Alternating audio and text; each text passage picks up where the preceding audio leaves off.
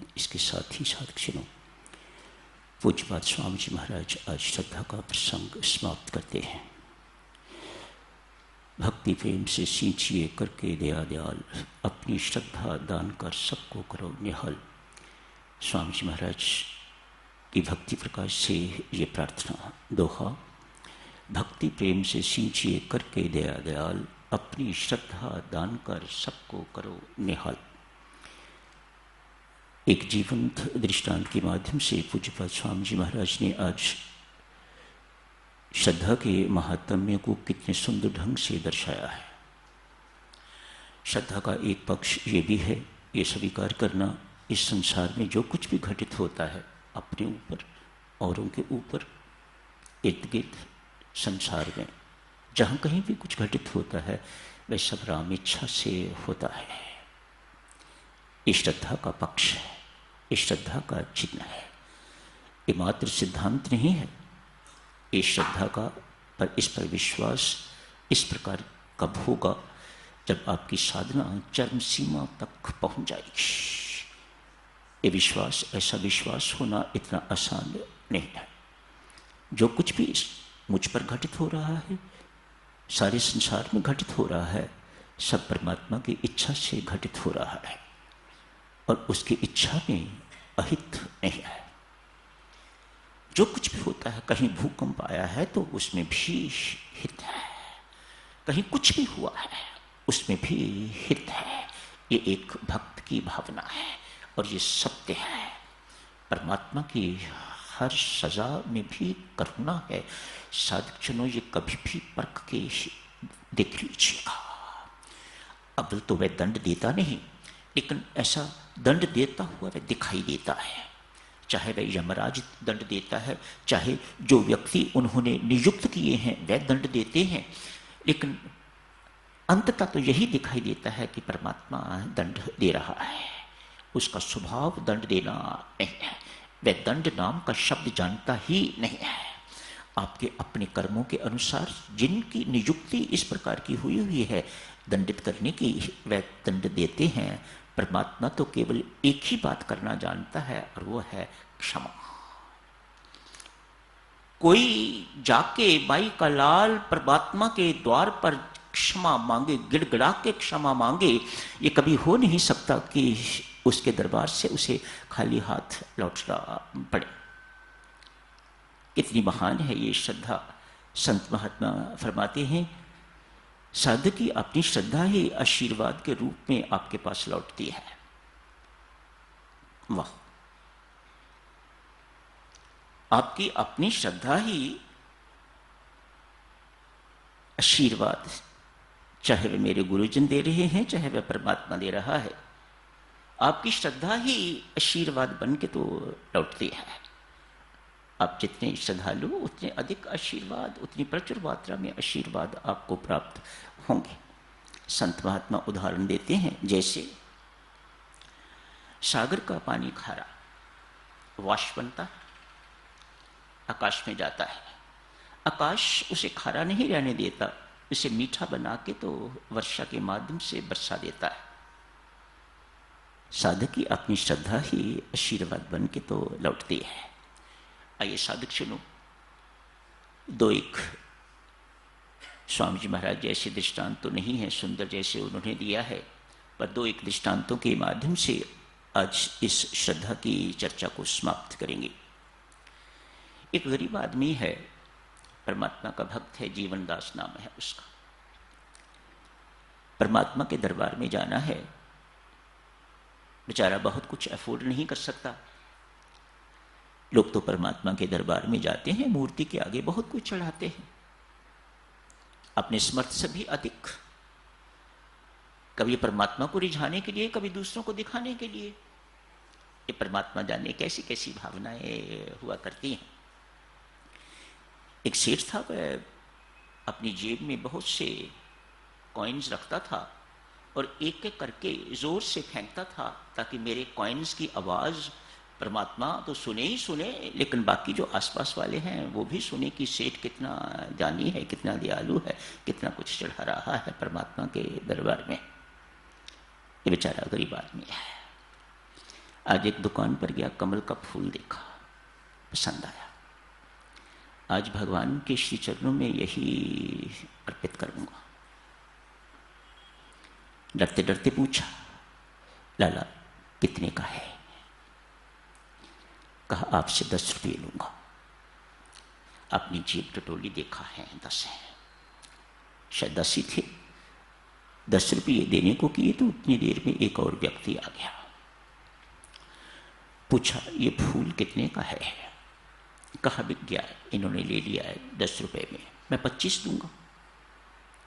उस व्यक्ति ने कहा मैं 25 दूंगा, मुझे अपनी प्रेयसी को, शब्द तो देवियों वैश्या है पर मैं प्रेयसी कह रहा हूं, मैं अपनी प्रेयसी को भेंट करना चाहता हूं, 25 रुपये देने को तैयार हूं।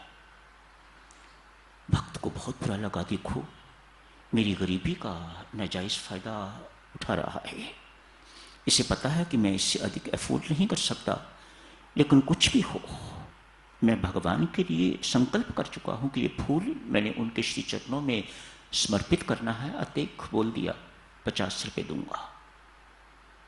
100, दूसरी तरफ से 100। बात पहुंचते पहुंचते देवी 1 लाख रुपये पर पहुंच गए। वह कमल का फूल 1 लाख रुपया कीमत। व्यक्ति ने सोचा प्रेयसी को छोटी मोटी कोई चीज लेके और दे दूंगा, 1 लाख का फूल देके क्या करना है, अतएव वह तो भाग गया। वह फूल जमनादास ने खरीद लिया, अपनी सारी की सारी संपत्ति बेचकर, जो कुछ भी बेचारे के पास था, लाला को कहा मैं तेरा एक एक पैसा चुकाऊंगा, अभी घर जाऊंगा, घर जाके अभी तो मुझे फूल दो, मैं जाके परमात्मा के श्री चरणों में चढ़ाऊंगा, पर मैं अपना घर इत्यादि जो कुछ भी मेरे पास है, खेत इत्यादि सब कुछ बेच के तो तुझे 1 लाख रुपया दूंगा। मेरी बात पर विश्वास कर, मैं परमात्मा को हाजिर नाजिर करके तो तुम्हें कहता हूं कि मैं तेरा पैसा सारे का सारा लौटाऊंगा। कहते हैं देवियों, जमनादास के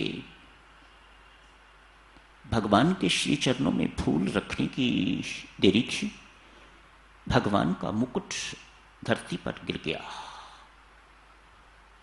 भगवान कह रहे हूं तेरा फूल मेरे भक्त इस मुकुट से बहुत भारी है, तेरी श्रद्धा इतनी अगाध, इतनी अपार, इतनी असीम है, मैं नतमस्तक हूं। ये सत्य है देवियों, सच नो। श्रद्धालु भक्त का स्थान बहुत उच्च है और श्रद्धा के सामने परमात्मा श्रद्धा नतमस्तक हो जाता है। परमात्मा, बंदे की बात नहीं की जा सकती, परमात्मा श्रद्धा नतमस्तक हो जाता है जिसके अंदर श्रद्धा है। अभी स्वामी जी महाराज ने जो कथा आपके सामने रखी है, एक राजा एवं मंत्री की, नास्तिक मंत्री है और अति श्रद्धालु राजा है। हम सादिक सुनो, यह कथा सुनने के बाद एक छोटी सी घटना और याद आती है। एक गरीब दंपत्ति हैं, जंगल के पास जुड़ता हुआ एक गांव है। राम भक्त हैं, तो पति पत्नी दोनों राम राम जपने वाले हैं, पढ़े लिखे हैं नहीं, पता नहीं, राम भजन में दोनों लीन रहते हैं। गांव में औरों के पक्के मकान भी होंगे, अच्छे मकान भी होंगे, इनकी मकान तो है लेकिन झोंपड़ी जैसा कहते हैं, सो कच्चा होगा, घास फूस का बना हुआ होगा, इत्यादि इत्यादि। उस झोंपड़ी में या उस कमरे में दोनों पति पत्नी सहर्ष रहते हैं। जैसे गांव में रिवाज होता है, लगभग हर एक के पास कोई ना कोई पशु होता है, कुत्ता भी होता है। इसके पास भी एक घोड़ी है, शौक के तौर पर नहीं रखी हुई। लोग गाय रखते हैं, भैंस रखते हैं, दूध इत्यादि के लिए, बेचने के लिए, अपने लिए भी इसने घोड़ी रखी हुई है। घोड़ी पर ही इसका निर्वाह होता है। लोगों का बोझ ढोके तो अपनी आजीविका चलाता है। दोनों पति पत्नी जितना भी होता है, दोनों पत्नी पत्नी सहर्ष संतुष्ट है। जिसके पास संतोष है उसे कौन अशांत करे। ये दोनों पति पत्नी बहुत संतुष्ट हैं। जितना परमात्मा देता है बिल्कुल किंतु परंतु कोई ना नुक्कर नहीं करते, सहर्ष स्वीकार करते हैं। रात को चैन की नींद सोते हैं। जैसा भी परमात्मा ने दिया वैसा खा के, नमक वाला दिया, स्वादु दिया, बिना नमक के दिया, कैसा दिया, थोड़ा दिया, बहुत दिया, खा के बड़े चैन से दोनों सोते हैं। आज साधकजनों, जंगल से रात को एक शेर आया है, घोड़ी को खा गया। नियम होगा उसका, आता जाता रहता है। गांव में आप ऐसी घटनाएं सुनने को मिलती हैं। शेर आया, गाय को उठा के ले गया, किसी बच्चे को उठा के ले गया, रीछ आ गया, वह किसी को उठा के ले गया, इत्यादि इत्यादि ये घटनाएं सुनने को मिलती हैं। आज घोड़ी खा गया है शेर।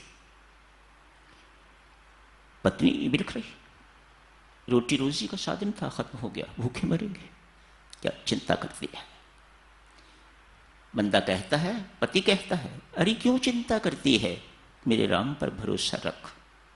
वह खिड़की बंद करता है तो द्वार खोलता है। काहे की चिंता करती है, उसने घोड़ी मारी है तो कोई ना कोई साधन हमारे लिए पहले ही तैयार करके रखा होगा। विश्वास रख, ये श्रद्धा है, ये श्रद्धा है। एक तोता भी रखा हुआ था,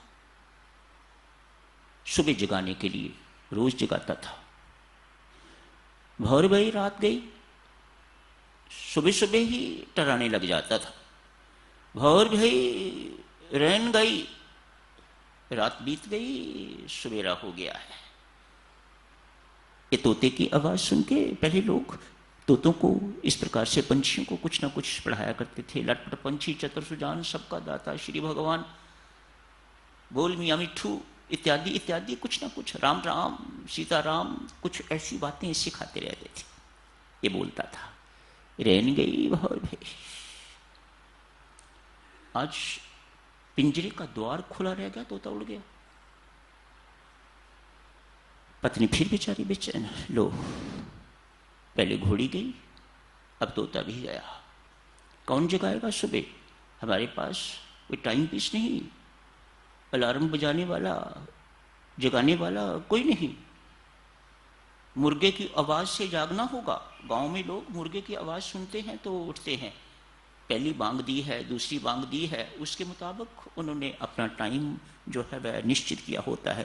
पहली बांग इतने बजे मुर्गा देता है, दूसरी बांग इतने बजे देता है, उसके अनुसार उठते हैं। गांव की बातें हैं साधक जनों, बहुत मजेदार, बहुत सरल, बहुत सीधी सादी बातें हैं उनकी। कौन जगाएगा। अरे तू क्यों चिंता करती है, फजूल में चिंता करती है, मेरे राम पर भरोसा रख, विश्वास रख। मानो एक दिन व्यतीत हुआ, अपनी पत्नी को समझाने समझाने में रात को कुत्ते ने कुछ खा लिया, वो मर गया।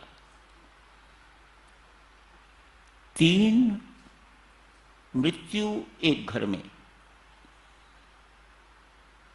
मानव की तो नहीं, लेकिन वे अपने परिवार के सदस्य ही हैं, समझो। ऐसा उनको महसूस हुआ, हमारे घर में 3 मृत्यु हो गई, मातम सा छा गया। पति फिर समझाता है पत्नी को, बिल्कुल चिंता ना कर, डोल तो वह भी क्या है। हाथ जोड़ के प्रार्थना करता है, परमात्मा तेरी करनी में मेरा ऐसा अटूट विश्वास है, कोई त्रुटि नहीं है, ना ही अन्याय है, ना ही अत्याचार है। देर सवेर हो सकती है, लेकिन कोई गलती नहीं है, कोई अन्याय नहीं है, कोई अत्याचार नहीं है तेरी करनी में। अपनी पत्नी को समझाते हुए कहते हैं, अरे जो परमात्मा ने आज कर दिया है ना, आज तक जो कुछ भी कर दिया है, इसमें कोई ना कोई तू देख लेना, कोई हित छिपा हुआ होगा। वही वह परमात्मा को भी कह रहा है, परमात्मा मुझे पूरा यकीन है कि तेरी इस करने के पीछे कोई ना कोई मेरा परम हित छिपा हुआ होगा। तू मेरे हित के अतिरिक्त मेरे लिए कुछ सोच ही नहीं सकता। ऐसा विश्वास उस राम भक्त का। रात्रि का आगमन, डाकुओं ने सारे गांवों को लूट लिया है। ढेर सारे डाकू आते हैं, पूरे का पूरा गांव लूट लिया। कुछ को मार भी दिया होगा, जो जाके होंगे, जिन्होंने विरोध किया होगा उनको मार दिया, जिन्होंने लूट नहीं लिया उनके घर के घर सब लूट लिए। डाकुओं का सरदार इनके कुटिया के सामने भी आया है। लगता है इस घर में कोई है नहीं,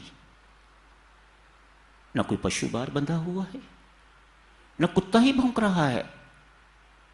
लगता है ये घर खाली है, इसमें कोई है नहीं। चलो आगे चलो।